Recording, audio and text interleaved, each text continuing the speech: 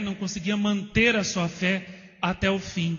E foi nesse tempo que Santa Bárbara nasceu, filha de um rico nobre, da Nicomédia.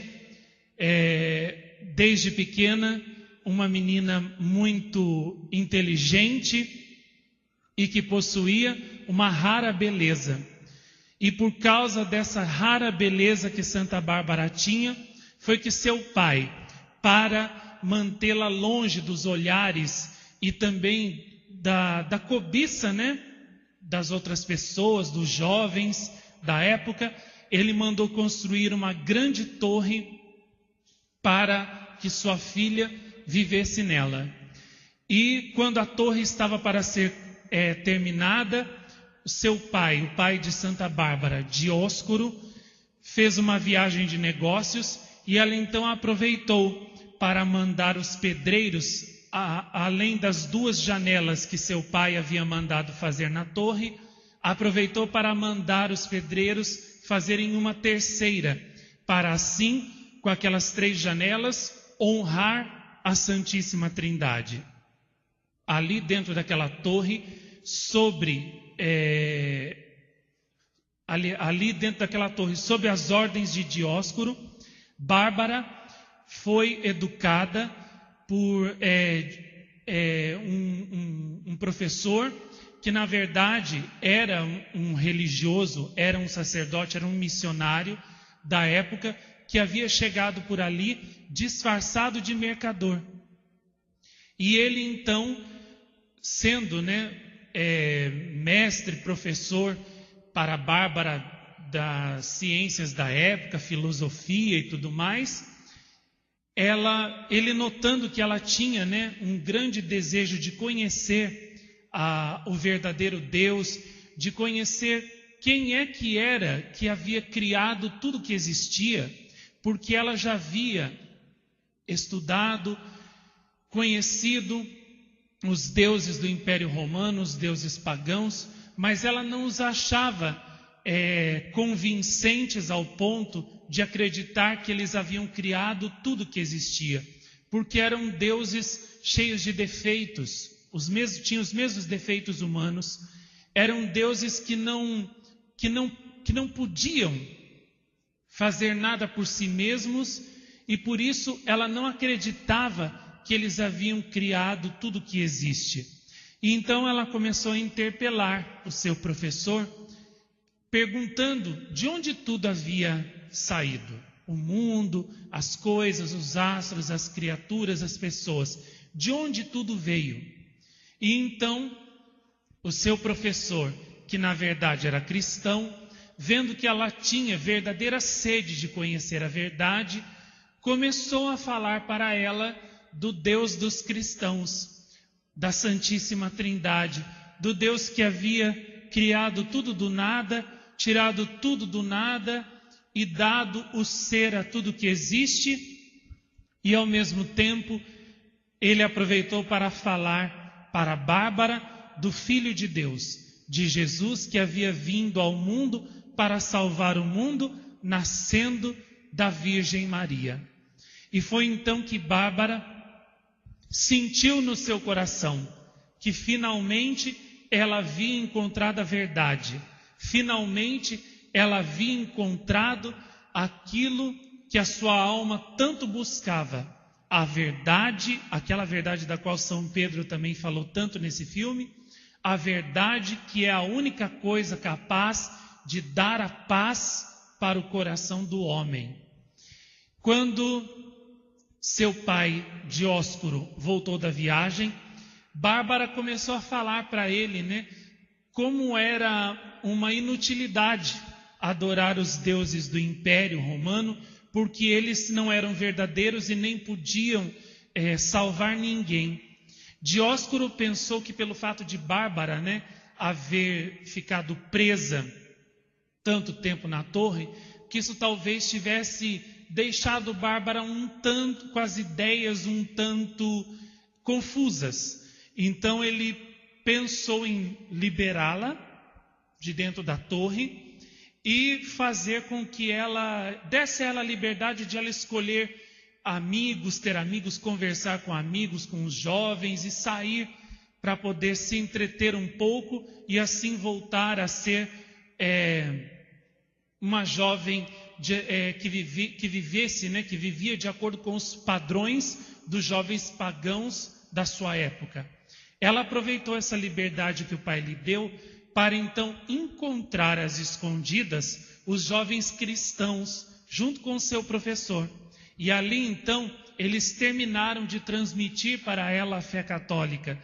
E ela então foi batizada, e como naquele tempo, tudo era feito às escondidas, o cristianismo era todo vivido e feito às escondidas, não havia igrejas, não havia missas, não havia liberdade para ninguém ser católico naquela época, Quem era católico era preso e morto, não tinha outro fim. Então, Bárbara podia se encontrar com eles de quando em quando, e a fé era vivida às escondidas, por cada um, na medida do possível, em casa. E era assim que ela também, naquela época, teve que fazer.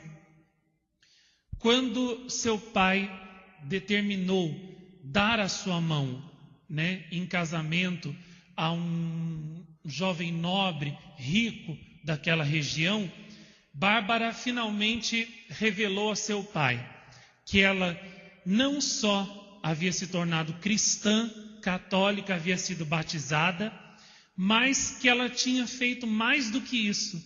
Ela tinha consagrado a Jesus a sua virgindade, tinha dado a Jesus todo o seu coração, toda a sua vida, e não queria ser de mais ninguém a não ser de Jesus Cristo.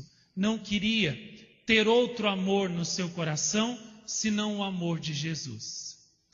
E seu pai, quando ouviu aquilo, ficou mais do que furioso, porque ele desprezava o catolicismo mais do que tudo, desprezava o cristianismo mais do que tudo na vida.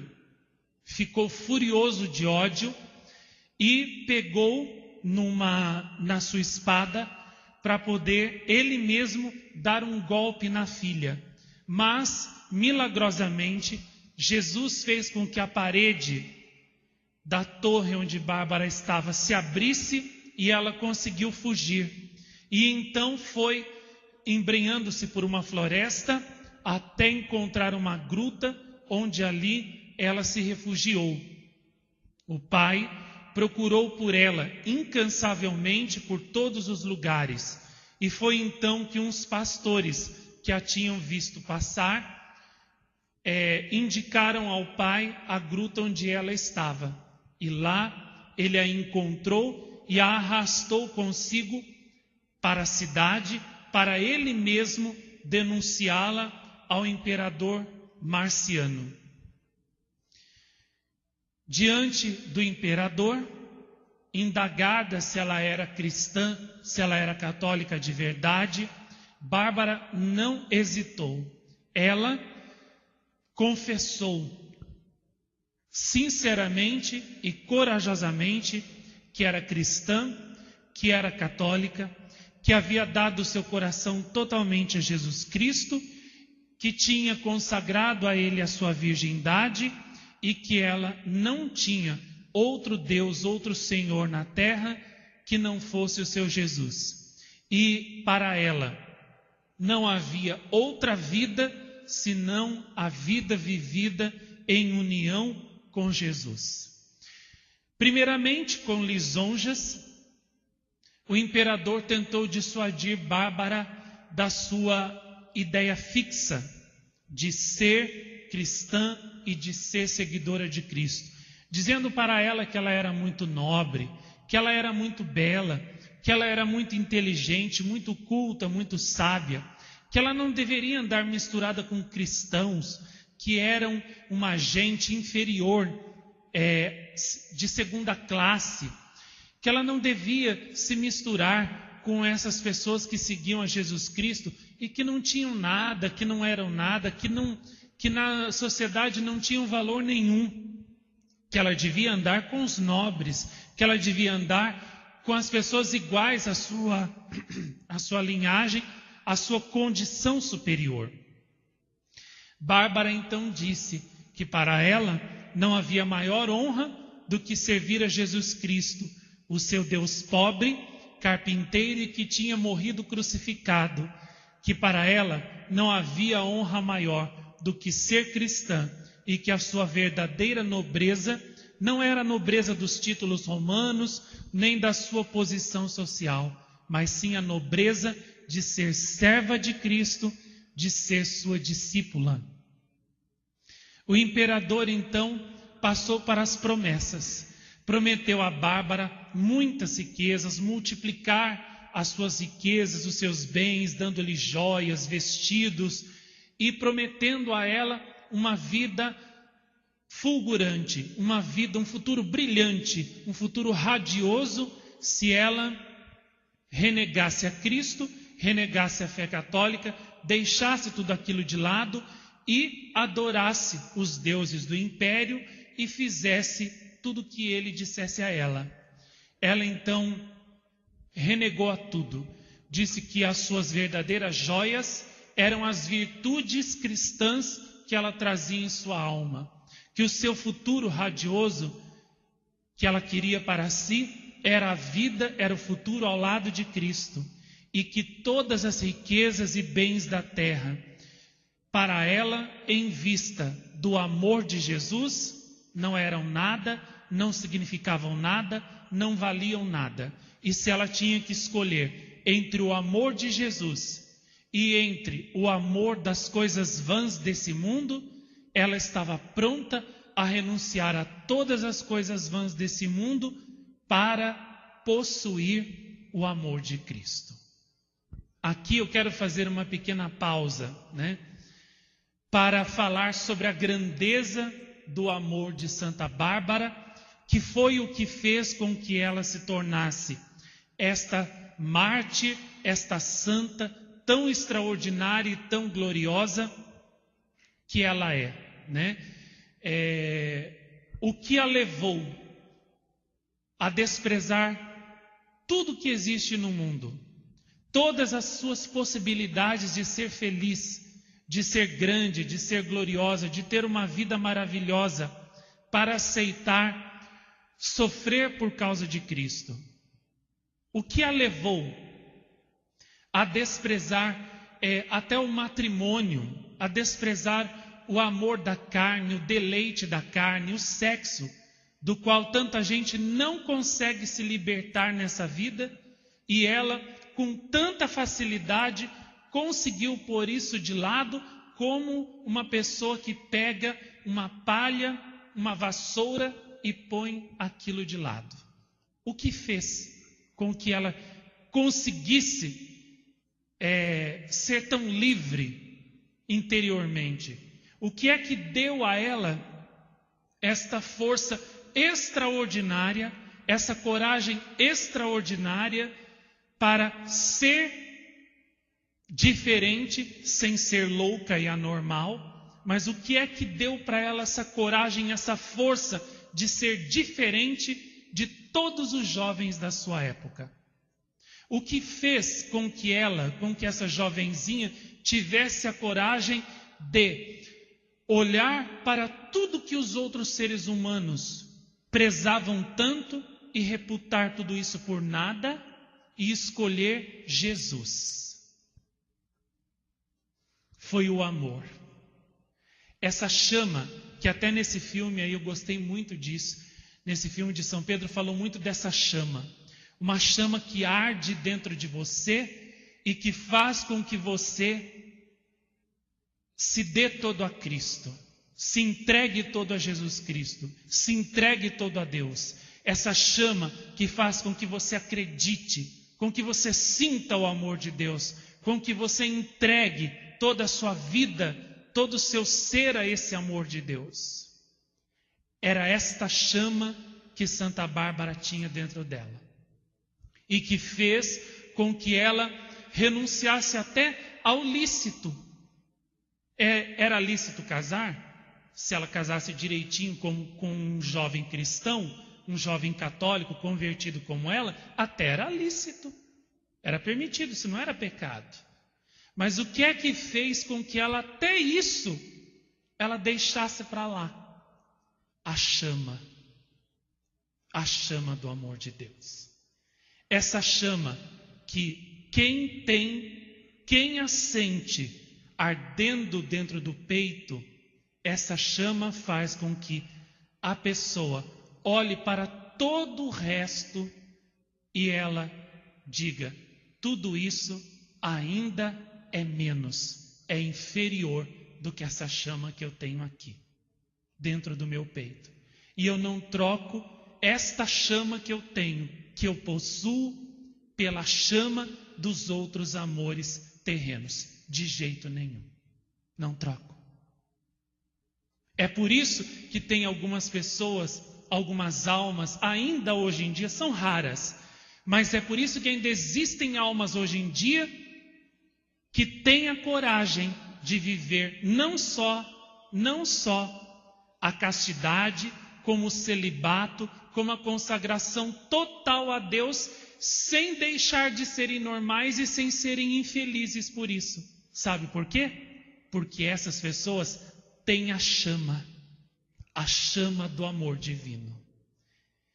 E por que os outros não entendem quando um jovem ou uma jovem decide ser todo de Cristo, toda de Cristo, consagrar sua virgindade a Cristo, viver só para Cristo, para servir a Cristo, doar sua vida inteira a Cristo? Por que o resto das outras pessoas não entendem e por isso atacam quem vive assim? Porque eles não têm a chama do amor divino. E por que não têm a chama do amor divino? Porque são cegos. E por que são cegos? Porque não quiseram abrir seus olhos para verem essa verdade, para verem essa chama. Porque essa luz dessa verdade está às claras para todos. Jesus não fez nada escondido, nada oculto. Em Jesus não tem nada de ocultismo. Tudo que ele fez foi às claras para todo mundo ver. Tudo que ele falou, tudo que ele e Nossa Senhora falaram e fizeram, foi para todo mundo ver e enxergar, entender e seguir. Por que não enxergam? Porque não quiseram ver essa luz. Se quisessem ter visto essa luz, teriam visto a verdade, e ao ver a verdade, teriam recebido em seus corações também a chama do amor divino. Que quando se acende num coração, esse coração arde com essa chama, e as chamas dos outros amores vãos desse mundo perdem a força, perdem o poder. Por que uma alma se entrega à chama dos prazeres desse mundo, ou das coisas vãs desse mundo, dos amores da terra, né? Porque a chama do amor divino nela está apagada, ou então está muito fraca. Então a outra chama tem mais poder. Quando a chama do amor divino está forte, vibrante, viva dentro de uma alma, o demônio pode até vir oferecer para essa alma a chama dos prazeres, dos amores terrenos. Mas como a chama do amor divino é mais forte, a chama do amor divino vence a chama dos amores terrenos. Esta chama arde com maior ou menor intensidade dentro de você, na medida em que você deseja este amor, se abre a este amor e foge dos outros amores que competem com este amor. E foi isto que Santa Bárbara fez. Santa Bárbara, quando conheceu a verdade, quando conheceu o amor divino e começou a sentir esse amor divino, essa chama dentro dela, o que é que ela fez? Ela fechou o seu coração para todas as outras chamas de amores vãos e terrenos que poderiam, dentro do seu coração, lutar e competir com a chama do amor divino.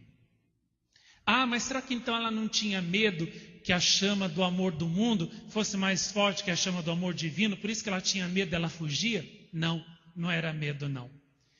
Era prudência, porque ela sabia que a chama do amor divino é dada ao coração que a quer, que a busca, é verdade. Mas este amor é ciumento, e esse amor também tem que ser cuidado e avivado pela pessoa que o tem todos os dias. Se a pessoa se oferece, se expõe à tentação da chama do amor do mundo, ela mesma desmerece a chama do amor divino e corre o risco de perder este amor divino que a escolheu e que entrou dentro dela. Então, por prudência, que Santa Bárbara tinha muito bem, sabedoria, prudência, temperança, ciência, inteligência, sabedoria, todas essas virtudes ela tinha em grau imenso, por causa dessas virtudes que lhe diziam: Bárbara, foge do amor do mundo, caso contrário, tu mesma te exporás ao risco de perder o amor divino e assim voltar a ser escrava do amor terreno. Então ela deu ouvidos à prudência e ela por isso fugiu de tudo que pudesse fazer com que a chama do amor divino se apagasse nela e ela voltasse a ser escrava do amor terreno. E é por isso que todos os dias ela crescia mais em pureza, ela crescia mais em fortaleza, ela crescia mais em temperança, em justiça, em generosidade, em bondade, porque ela, depois da sua conversão, começou a ajudar os outros cristãos que eram escravos, que eram cativos, que eram pobres, doentes.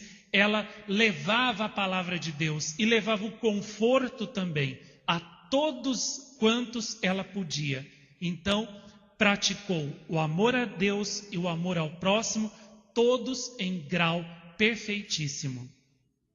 E era por isso também que viver a castidade, o celibato, a virgindade, para ela não era fardo nenhum, não era peso nenhum, porque era para ela uma alegria, era um dom que ela fazia a Jesus todos os dias. Tem gente na nossa sociedade de hoje em dia que acha insuportável a ideia de um jovem, uma jovem que se consagra completamente a Deus e vive sem sexo, vivendo a castidade e a virgindade, achando que isso é um tormento, é um suplício. Pelo contrário, é a coisa mais linda que existe, é a coisa mais deliciosa que existe, porque enquanto os outros seres humanos entregam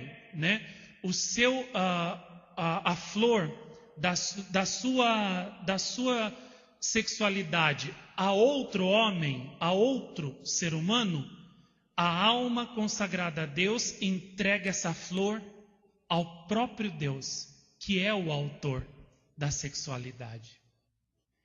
Enquanto que os outros seres humanos, entregam a sua sexualidade ao outro para agradar o outro e assim ao mesmo tempo se prende ao outro, a alma consagrada a Deus entrega a sua sexualidade a Deus e se prende unicamente a Deus.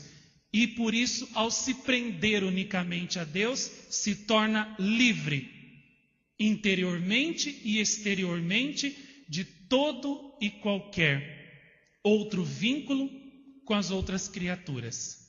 Claro, que há vínculos que não se destroem, como o vínculo do amor fraterno, certos vínculos também familiares, isso existe. Mas aquele vínculo, especial que une uma criatura a outra criatura pela sexualidade, a alma consagrada a Deus não tem isso. Ela é livre.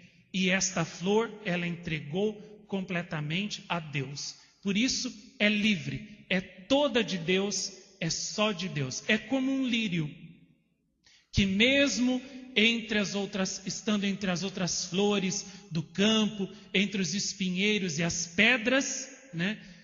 Esse lírio é único pela sua brancura e pelo perfume que ele esparge.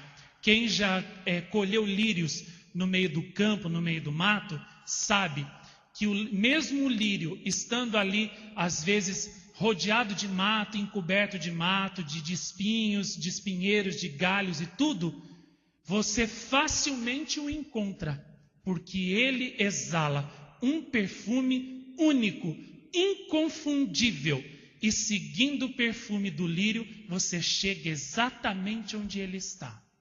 E assim também é a alma virgem, a pessoa consagrada totalmente a Deus, como Santa Bárbara. O seu perfume é único e Jesus sabe distingui-lo entre milhares e milhares de outras almas. Ele sabe qual é aquela alma que se deu totalmente, completamente a Ele e que o preferiu, né, a todos. E Jesus também sabe, portanto, preferir esta alma que mais o preferiu. Uma pessoa, quando se casa com a outra, uma moça, quando se casa com um jovem, o que é que ela faz quando ela aceita se casar com aquele moço? Ela excluiu todos os outros homens por causa daquele que ela preferiu. Não é assim? E quando um moço se casa com uma moça, a mesma coisa. Ele excluiu todas as outras mulheres por causa daquela que ele escolheu. Claro que hoje em dia, na prática, não é mais assim, né? O homem está dizendo um sim para a moça ali no altar e já está pensando, né, em pular a cerca na semana que vem. Mas antigamente não era assim, né? O moço, quando se casava e dava o sim para uma moça, ele excluía todas as outras por causa daquela, né?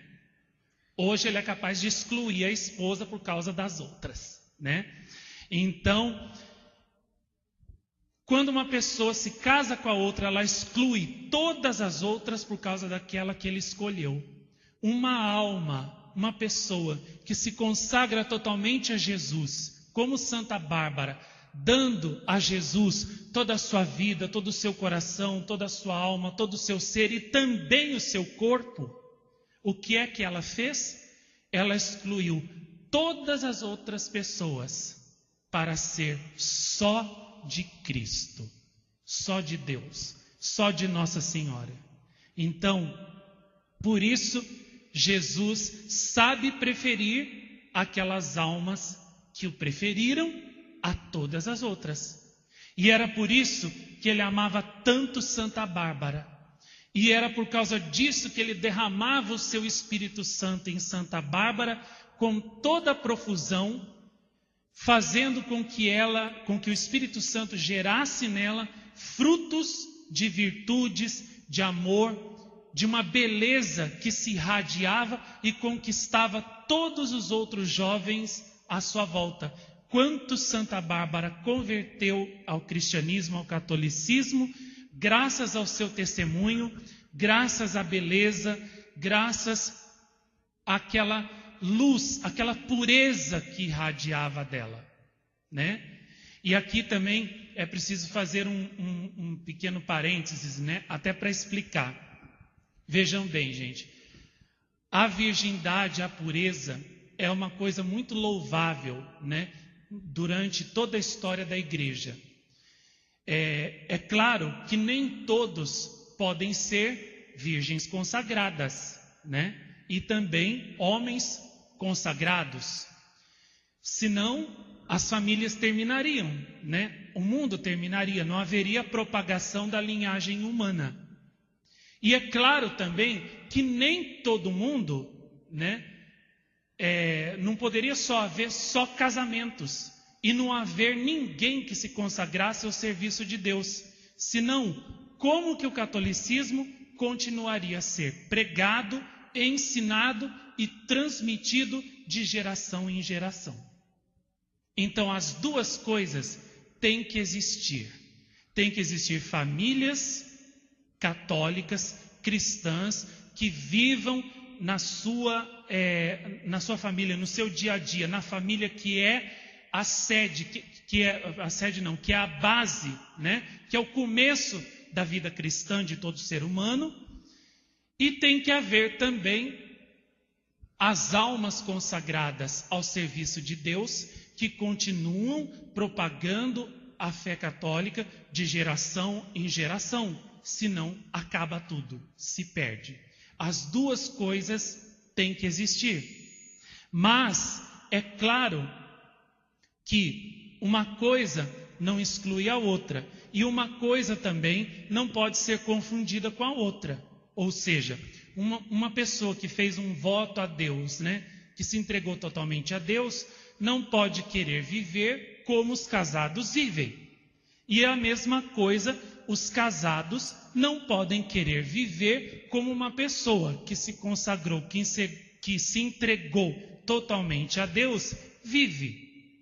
Então, um homem que não se consagrou a Deus por votos, não pode querer viver como quem se consagrou por votos. E um homem que se consagrou por votos a Deus, não pode também querer viver como um homem casado.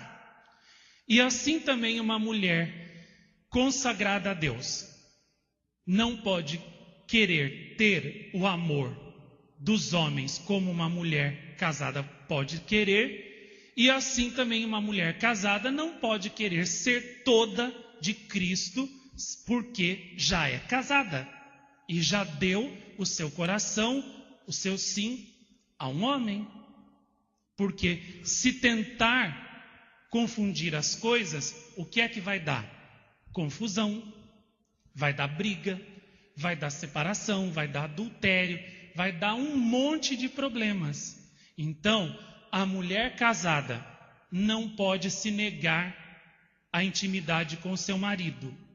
Assim como a mulher consagrada a Deus não pode negar a castidade a Cristo para querer ter o amor de um homem.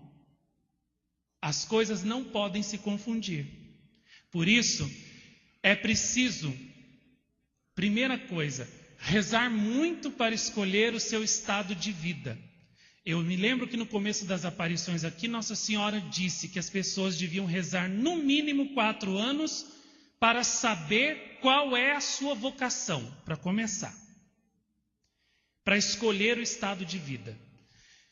Aqueles que queriam casar, depois de ter rezado 4 anos a fio só por essa intenção, então deveriam rezar mais 3 anos pedindo a Deus que Deus mostrasse qual era a pessoa certa com a qual deveriam se casar.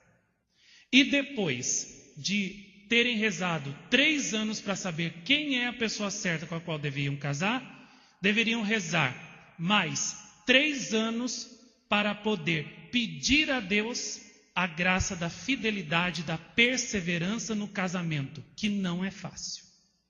Então, ao todo, 10 anos. E é o que Nossa Senhora falou, rezar dos 14 aos 24 anos, se querem casar, para daí terem a certeza daquilo que vão fazer. Esse negócio de casar a galope aos 14, 15, 16, 18, 20 anos, sem terem rezado primeiro, Nossa Senhora falou que isso daí não dá certo. Não dá certo. Até a pessoa que reza muito tempo, como ela falou, corre o risco de o demônio atacar, ir contra aquela família, balançar o casamento. Imagine então a pessoa que não rezou para casar, né? E eu não sabia. E agora o que eu faço? Agora reza pedindo a misericórdia de Deus, para que Deus tenha misericórdia, né, de você, da sua família, do seu casamento, né? Porque já está feito, não tem mais como voltar atrás. Agora é só a misericórdia de Deus. Por isso que tem que rezar, como Santa Rita fez, como Santa Mônica fez. A gente viu quanto Santa Mônica sofreu com o marido dela, o pai de Santo Agostinho, né? E depois de ter sofrido tanto com o marido, teve que sofrer com o filho. Por isso a vida dela foi 30 anos de oração e sofrimento, pedindo para que a misericórdia de Deus, né, viesse em socorro da família dela, consertasse tudo aquilo na vida dela. E olha que Santa Mônica rezava e era santa. né? Imagine então quem não reza e vai se casando assim só pelo fator humano e não por Deus, né? Que não poderá acontecer? Por isso que a escolha do estado de vida é a coisa mais importante do ser humano, é o negócio mais importante do ser humano, da vida do ser humano. E no livro Imitação de Maria, Nossa Senhora fala muito isso, que porque as pessoas não rezam, não se dirigem a Deus para encomendar, para pedir conselho em tão alta e em tão decisiva questão, é por isso que depois sofrem a vida inteira, um se tornando a cruz do outro, porque não foram buscar em Deus, né, a sabedoria, o conselho necessário para tomar aquela decisão. E é ali que vem a pena, né, de não terem procurado em Deus, mas em si mesmos, ou até pior, nas criaturas, o conselho se deviam fazer isso ou não, né? E por isso, né, que cada coisa, cada vocação deve ser vivida, né, no seu justo lugar, no seu justo posto, na sua justa temperança, né? Os casados têm que viver como casados, né? Os consagrados têm que viver como consagrados, e cada um deve procurar, na vocação a que foi chamado, ser santo, né? Por isso, é um conselho muito útil, que até o próprio São Paulo, que a gente viu nesse filme, né? Nossa, fez tão belamente. Ele dizia, né? Mulheres, não vos negueis aos vossos maridos, porque assim vós estáis expondo os vossos maridos à tentação do adultério. Você não pode querer viver que nem freira, sendo que você já é casada. E assim também a freira, a moça consagrada, celibatária, ou o moço também consagrado celibatário, não pode querer viver como uma pessoa casada, porque não foi esse o caminho que ele escolheu, né? Então, se nós vivermos cada um de acordo com a sua vocação e de acordo com a justa temperança que tem que haver em todas as coisas, não vai haver confusão, não vai haver motivo para separação, para adultério, para tentação, para traição, e o demônio não triunfará de nós, não triunfará de você, não triunfará do seu casamento, não triunfará da sua família. Por que tantas pessoas terminaram confundidas? E depois até colocar a culpa em Deus e em Nossa Senhora. Porque não tiveram o juízo para viver a sua vocação de acordo com ela. Ou seja, estavam casadas, depois quiseram viver como as virgens mártires, como Santa Bárbara, Santa Luzia, e começaram, né, a rejeitar os seus maridos. Aí o que aconteceu?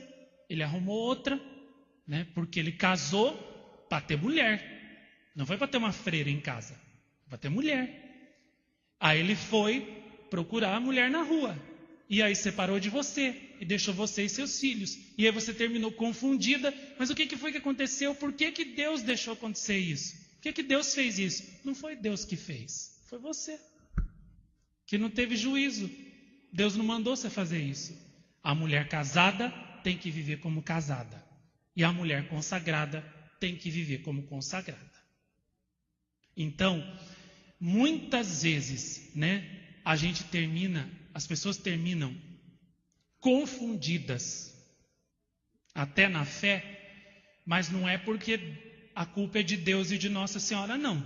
É porque elas não tiveram juízo, sabedoria, temperança, não tiveram a cabeça no lugar, a fé reta.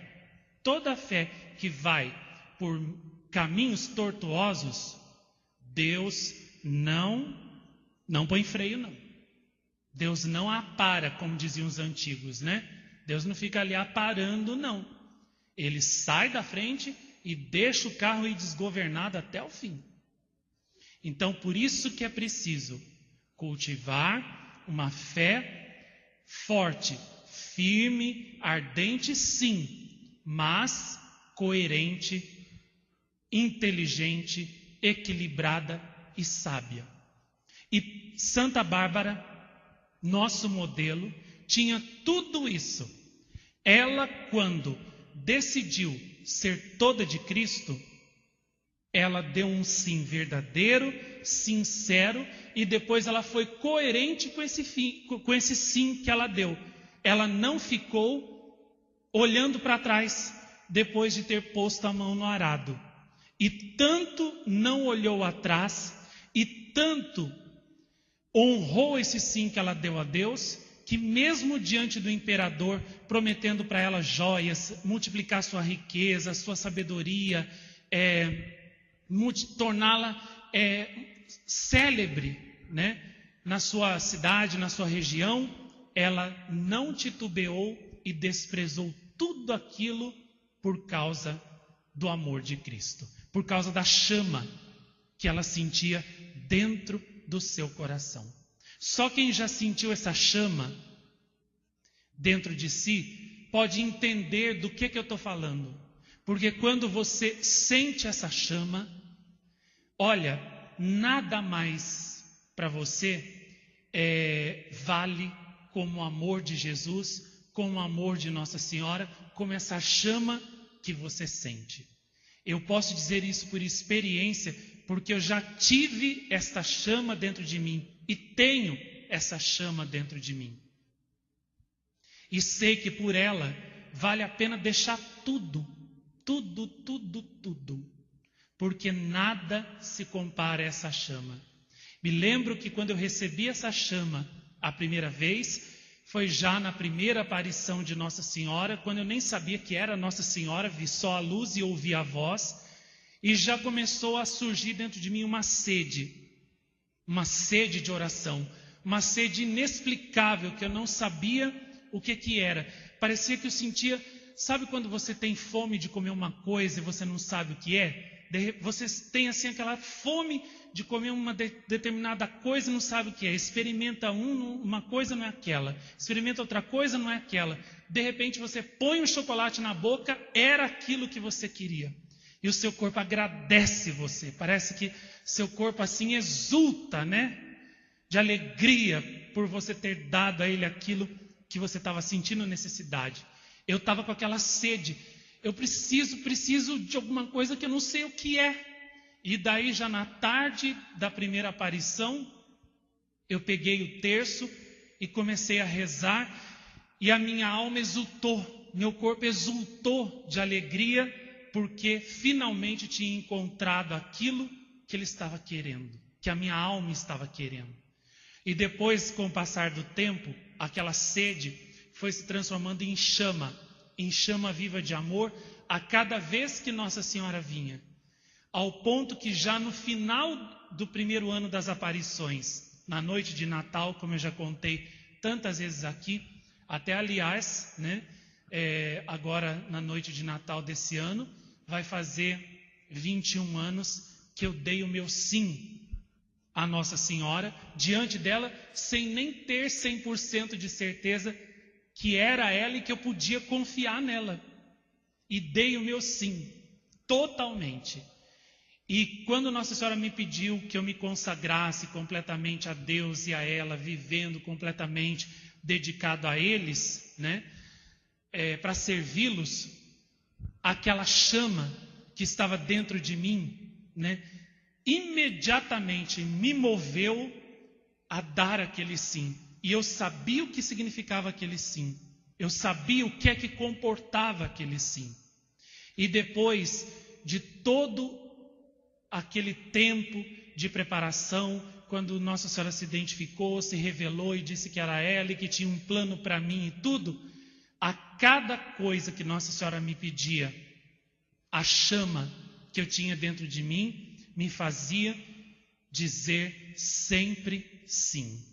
E tudo que Nossa Senhora me pedia, quando ela me pedia, pareciam coisas assim imensas, que eu não tinha certeza, né, se eu tinha força humana para alcançar. Então, de uma certa forma, eu me assustava um pouco com a grandeza dos pedidos que Nossa Senhora me fazia. Mas a chama me fazia dizer sim. E depois, mesmo sofrendo para fazer aquilo que Nossa Senhora me pedia, porque eram coisas difíceis, mas a chama tornava aquele sofrimento doce, leve, suave e até mesmo gostoso de sentir, gostoso de sofrer por ela. A chama do amor divino no coração faz com que a gente se entregue, se doe completamente a Deus. E mesmo sofrendo, a gente sente uma força que nos move, que nos impele adiante, como a gente viu esta chama impelindo São Pedro, São Paulo, todos os outros apóstolos, levando-os até os confins do mundo para levar o amor de Jesus no meio de tantas dificuldades, de tantos problemas, de tantas perseguições, de tantas contrariedades. O que fazia os apóstolos irem avante, em frente, era a chama do amor. E o que faz uma alma ir em frente na via da castidade, na via da santidade, na via da consagração total a Deus, é a chama do amor. Se não tiver essa chama, não vai, não consegue. Na primeira contrariedade, na primeira das milhares que ela vai ter ao longo da vida, ela já logo olha para trás e desiste. A chama desse amor, quando está dentro da gente, faz com que a gente olhe para todas as coisas do mundo e veja tudo como vaidade. Como dizia Salomão lá no livro da sabedoria, vaidade das vaidades. Tudo é vaidade. Tudo que há no mundo é vaidade. A sede da honra, a sede de sermos belos para que todo mundo nos admire, nos cobice, nos deseje. O desejo de termos a estima das pessoas, o desejo das honras e das riquezas, de sermos famosos, de sermos tidos como pessoas importantes, sábias e tudo mais, ricas e tudo mais, sofisticadas. Vaidade das vaidades. Eu entendo o que Salomão dizia, porque ele estava, naquele momento, abrasado pela chama do amor divino. Era a chama que fazia ele dizer isso. E quem tem a chama dentro de si, também olha para todas as coisas desse mundo e diga, vaidade das vaidades. Tudo é vaidade. Só amar a Deus com todo o coração, com toda a alma e salvar a alma é a única coisa que interessa, é a única coisa que verdadeiramente é digna e vale a pena que todos nós busquemos, procuremos e a isso nos entreguemos de todo o coração. E a pessoa que tem essa chama, não sei como explicar, ela parece que é penetrada por Deus a todo momento e parece que ela também penetra no amor de Deus, no coração de Deus a todo momento. Não sei direito como explicar, mas mesmo durante o dia a dia, no meio das tarefas do dia, a alma parece que está numa ligação permanente com Deus. Parece que ela vislumbra Deus como Ele é, a essência do amor, o amor essencial, o amor em pura transformação. E ela, ao conhecer isso, a alma dela inteira fica como que transportada, fica aqui como que elevada, fica como que pairando sobre as coisas desse mundo, e essas coisas parece que já não aprendem mais, não a cativam mais. A alma fica como que absorta, imersa, ela parece que voa, não sei como, mas parece que ela voa por cima do comum da vida, do comum das pessoas e das criaturas. Ela parece que tudo que ela faz transportada de amor por Deus.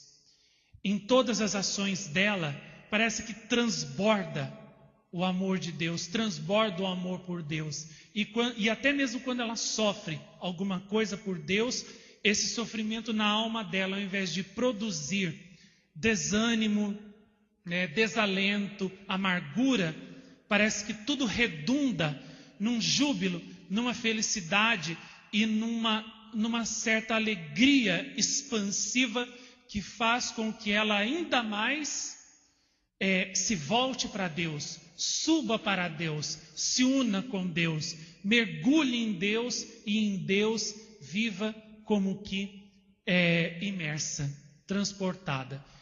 Não há palavras para explicar isso para vocês, porque só quem já sentiu os efeitos da chama do amor divino em si pode entender isso que eu estou dizendo.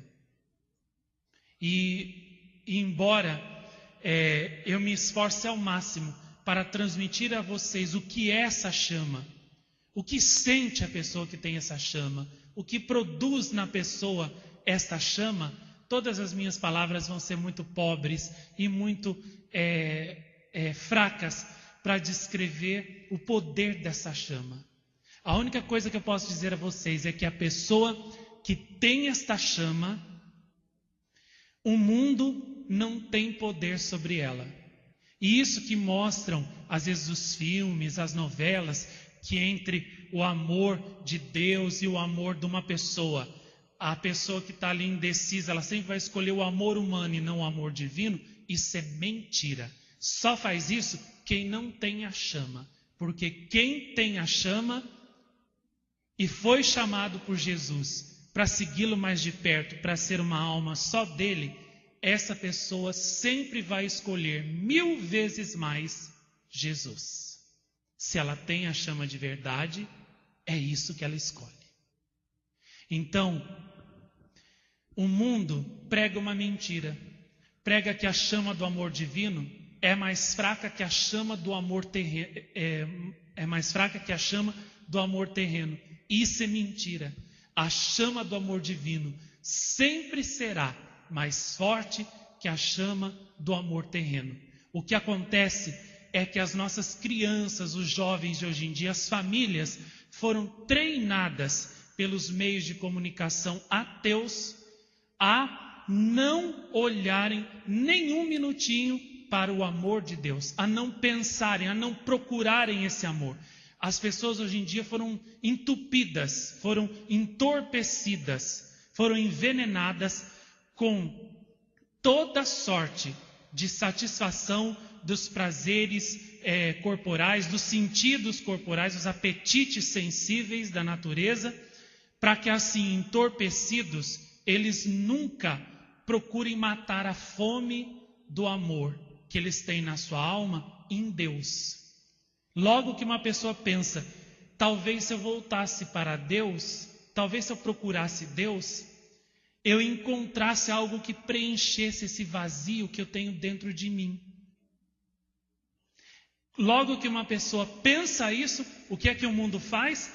Bombardeia ela, soterra ela de apelos, de prazeres para satisfazer todos os apetites sensíveis, para que ela assim, então, entorpecida, nunca procure a resposta, nunca procure a saciação no amor de Deus. É esse que é o plano do demônio, essa que é a tática do demônio. Tanto é que quando uma pessoa dribla todas essas barreiras e ela chega no amor de Deus, o que é que acontece? Ela deixa tudo mais e se entrega completamente ao amor de Deus, ao amor de Jesus. Não vê os apóstolos, né? Mateus era cobrador de impostos, São Pedro era pescador, o outro era não sei o que lá, né?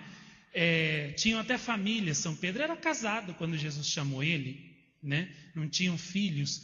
A mulher de São Pedro, praticamente assim, digamos, se tornou como que uma religiosa, né? Depois que conheceu Jesus, houve uma conversão profunda na família de Pedro. E Pedro, né, deixou tudo para seguir a Jesus. Todos os outros apóstolos fizeram o mesmo, né? Eles deixaram tudo, aquilo que era mais importante para eles, e seguiram Jesus, né? Claro que o caso deles foi um caso especial, né? Mas é isso que acontece quando uma pessoa encontra o amor de Deus. As coisas do mundo não têm mais poder sobre elas, de prender, atrair o coração delas, porque o coração delas é atraído pelo amor divino, pertence a outro. E todas as almas que já tiveram essa experiência do amor de Deus, desse amor sublime, poderosíssimo, invencível, todas as almas que já conheceram, sentiram dentro do coração a força da chama do amor de Deus, todas estas almas, elas seguem Jesus, seguem Nossa Senhora, com amor e com alegria, com júbilo, e mesmo na cruz e no sofrimento, esse sofrimento, pelo poder, pela ação dessa chama divina, que é o Espírito Santo na alma, mesmo o sofrimento se torna para essa alma um combustível para que a chama queime ainda mais de amor por Deus. Não faz muito tempo, uma pessoa me perguntou na internet assim, né, se eu era padre. Eu mandei lá uns links e uns filmes para a pessoa me perguntou se eu era padre. Falei assim, não sou padre no modo convencional, como você talvez pode estar pensando. Mas eu sou consagrado a Deus, a Nossa Senhora, assim, assado. E resumindo a história, contei que há 21 anos vivo totalmente consagrado a Deus e a Nossa Senhora. Aí a pessoa perguntou assim, mas como você consegue? Você não sente falta de ter assim, uma vida normal, como a das outras pessoas? De ter um relacionamento com as outras pessoas têm? Como é que você aguenta? Falei assim, é por causa da chama que eu tenho dentro de mim. Essa chama queima aqui dentro há mais de 20 anos e é essa chama que me faz querer só o amor de Deus e só o amor de Nossa Senhora. E essa chama produz em mim felicidade, alegria, júbilo, liberdade. Essa chama me faz feliz.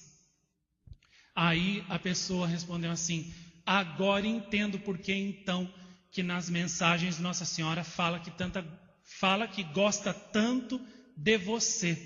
Você a preferiu, então é lógico que ela prefira você também, as outras pessoas, prefira mais que as outras pessoas. Falei assim, é isso mesmo, é assim que o amor de Deus funciona. Ele prefere aqueles que o preferem aos outros. E aí ela perguntou, mesmo eu sendo uma pessoa comum, eu posso sentir essa chama? Eu falei assim, claro que sim. De acordo com a sua vocação a qual Deus te chama, você pode sentir mais ou menos esta chama. Basta você abrir o seu coração, basta você deixar ela entrar no seu coração e realizar em você a obra. Aí ela disse, então eu quero. Você fala que é tão bom sentir isso, que eu também quero esta chama.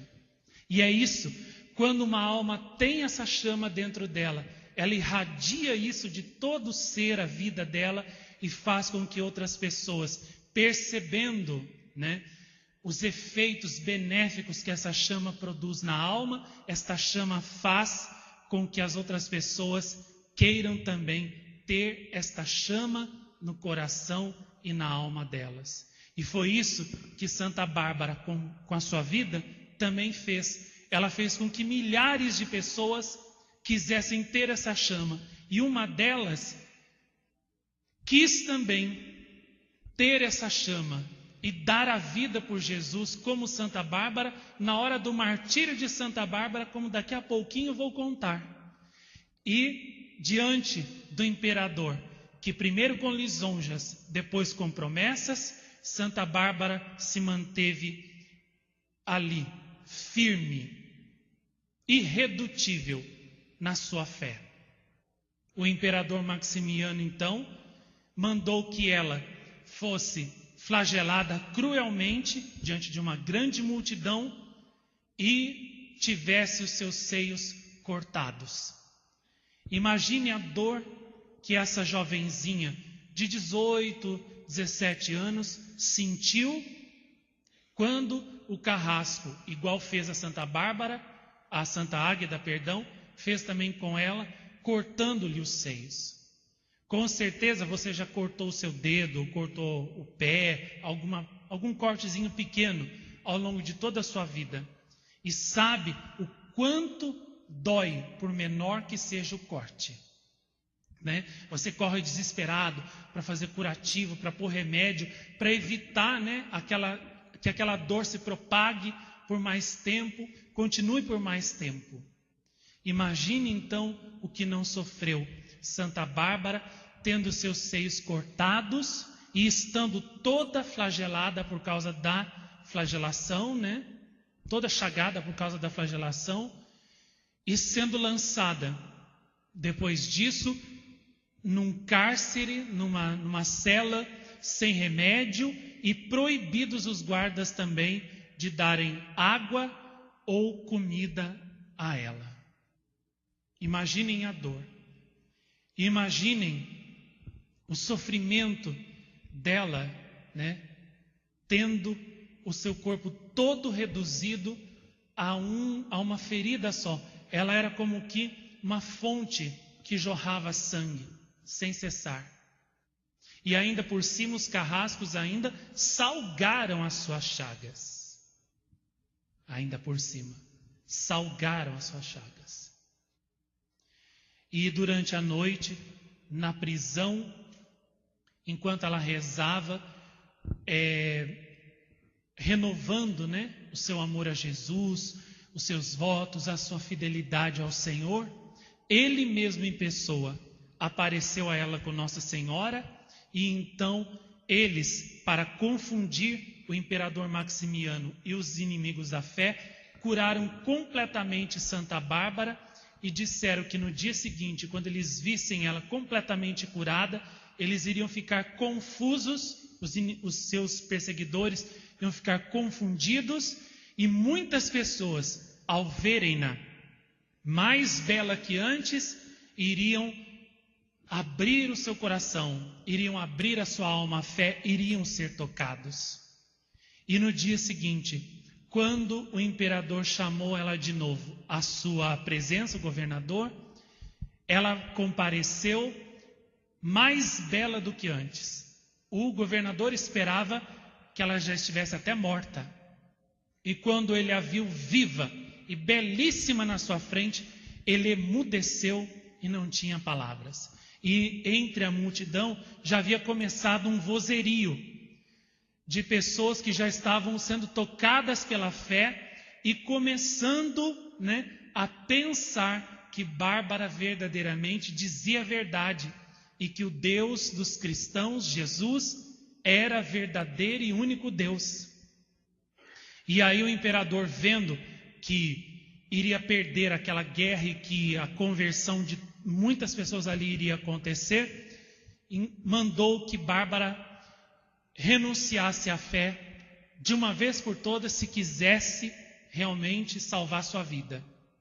E ela, mais corajosamente que na véspera, professou a fé, disse que não ia negar Jesus, não ia negar Nossa Senhora e que não retirava nada do que tinha dito, que ela acreditava num único e verdadeiro Deus, que era o Deus dos cristãos, ao qual ela tinha se consagrado de corpo e alma. E aí, então foi que o governador e o pai dela, né, cegos, né, de ódio e de furor, gritaram, rasgaram as suas vestes, e o governador então decretou a sentença de morte de Santa Bárbara, que ela fosse morta por decapitação, como foi São Paulo, e que fosse conduzida a um monte fora da cidade, nua, para ser envergonhada diante de todos e lá recebesse a pena de morte. E então o próprio pai de Santa Bárbara, né, cego de ódio pela fé católica, por Deus, por Jesus, pediu ao governador a licença para ele mesmo cortar a cabeça da filha fora do corpo, porque ele preferia matá-la do que tê-la como católica, como cristã. E o governador então, embora até meio admirado com isso, deu a ordem a ele que fizesse assim. E por isso Santa Bárbara, quando estava sendo conduzida, né, sendo açoitada, sem as roupas, pela cidade até o lugar do martírio, foi vista por uma jovem que acompanhou todo o processo dela, os martírios que ela sofreu na véspera e a sua coragem, uma jovem chamada que terminou de ser tocada pelo exemplo de Santa Bárbara. O Espírito Santo iluminou a sua alma com a luz da verdade e ela então entrou na frente dos guardas e diante do governador professou, que acreditava em Bárbara, que acreditava que a fé católica era a única e verdadeira, que acreditava no Deus dos cristãos e que ela também, como Bárbara, queria servir a nosso Senhor Jesus Cristo, queria entregar-se completamente a Ele e ser cristã, ser santa. O governador imediatamente mandou que ela fosse presa e conduzida junto com Bárbara para ser morta. E então, num monte próximo da cidade de Nicomédia, as duas, Bárbara e Juliana, foram flageladas por muito tempo e depois tiveram finalmente um martírio, sendo que Bárbara teve a sua cabeça cortada pelo seu próprio pai, Dióscoro. A multidão, vendo aquilo, vendo os prodígios que também na natureza começavam a se manifestar, no momento exato em que Bárbara foi golpeada, como por exemplo, um lírio que dizem surgiu do chão, bem no lugar onde caiu o sangue virginal de Bárbara. Uma pomba branca que desceu do céu e pousou sobre os corpos dela e de Juliana mortas. E por fim, uma grande tempestade que começou a se formar exatamente por cima do monte onde elas foram mortas. Vendo tudo isso, a multidão deu glória a Deus. Muitos se converteram, bateram no peito e se tornaram cristãos dali em diante.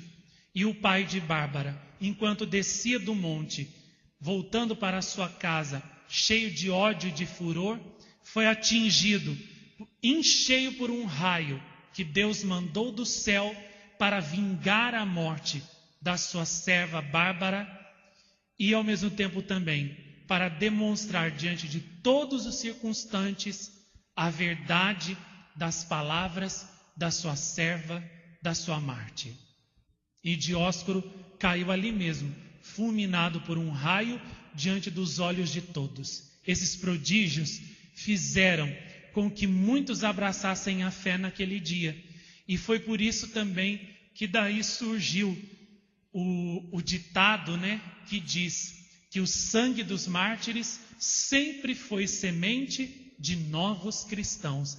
Cada vez que um santo, que um mártir derramava seu sangue por Deus, ao invés de a fé acabar, acontecia o contrário. Mais gente se convertia e assim Satanás era derrotado pelo poder de Cristo, pelo poder da verdade.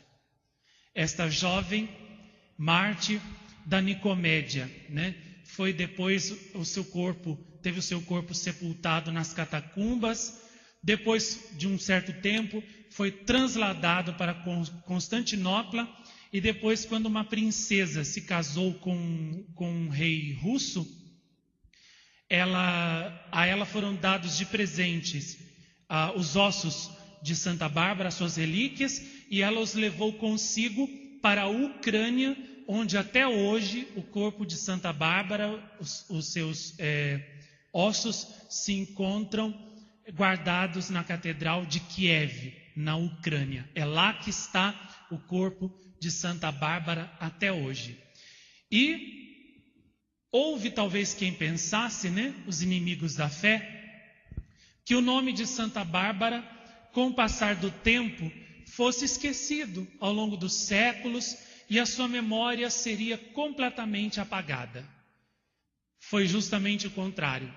Enquanto os jovens da sua época, que preferiram o mundo, que preferiram uma vida mundana e pagã, desapareceram na sombra da história, ela, que preferiu deixar tudo por causa do amor de Jesus, passou de século em século e o seu exemplo, a sua vida, a sua memória chegou até os nossos dias de hoje, e ela é uma das santas mais conhecidas e amadas, pelo menos, lá no leste da Europa, no Oriente Médio, e o seu exemplo também no Ocidente tem sido uma fonte de inspiração, uma fonte de força, uma fonte de enlevo espiritual, um modelo, um sol, uma luz que ilumina a vida dos cristãos ao longo de tantos e tantos séculos de dificuldades, de provações e de perseguições que os cristãos tiveram e ainda hoje têm que passar. E essa jovenzinha que se deu totalmente a Jesus, totalmente a Nossa Senhora, e que se tornou uma heroína, uma defensora, uma confessora da fé católica, ainda hoje toca o coração de todos quantos a conhecem e faz com que todos que a conhecem a amem e sigam o seu exemplo, querendo também a santidade. Santa Bárbara, eu digo, que é uma arma infalível quando se quer tocar o coração das pessoas, principalmente dos jovens.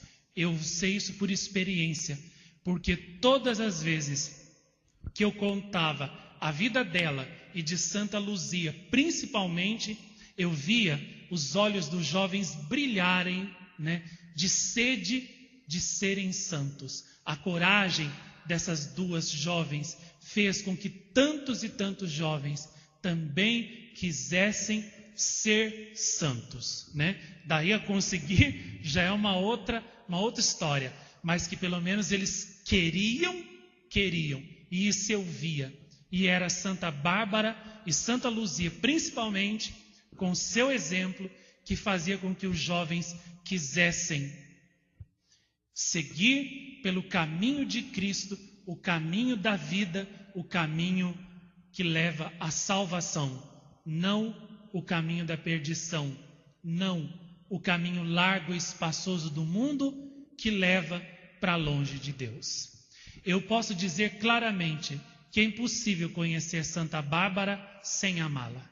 Se a pessoa conhece Santa Bárbara e não sente automaticamente aquela chama da qual eu falava agora há pouco, dentro do seu coração, se acender ali, queimar e arder e dar uma sede, uma vontade de ser santo também como ela, não sei o que poderá fazer com que essa pessoa sinta dentro de si a chama do amor divino e a chama do desejo de ser santo, de ser santa, como Santa Bárbara foi. Por isso, dar a conhecer Santa Bárbara é dar a conhecer não só a força, o poder que a palavra de Deus, que a fé católica teve e tem ao longo de todos os séculos, de resistir a todas as perseguições, a todas as contrariedades, às potências das trevas e do príncipe deste mundo, que sempre tentou fazer desaparecer a fé da face da terra. Mas é também dar às almas, dar aos jovens, um modelo encantador, dar a todas as almas um sol brilhantíssimo que apaixona, que enamora, que seduz santamente, que nos apaixona cada vez mais por Cristo e por Deus. Santa Bárbara é para nós hoje uma estrela, né, que nos guia cada vez mais no caminho da santidade e do amor de Deus. Quem seguir os passos de Santa Bárbara, com certeza será um grande santo. Foi assim com Santa Faustina, que era devotíssima de Santa Bárbara e que amava Santa Bárbara, rezava Santa Bárbara todos os dias. E um dia, quando Santa Bárbara lhe apareceu, ela disse até, né, que se ela não tivesse visto Nossa Senhora anteriormente, diria que Santa Bárbara era Nossa Senhora. Tão bela esta Virgem Mártir é no céu. E esta beleza extraordinária, inenarrável, que Santa Bárbara tem hoje no céu, é tudo devido às virtudes que ela praticou aqui na terra.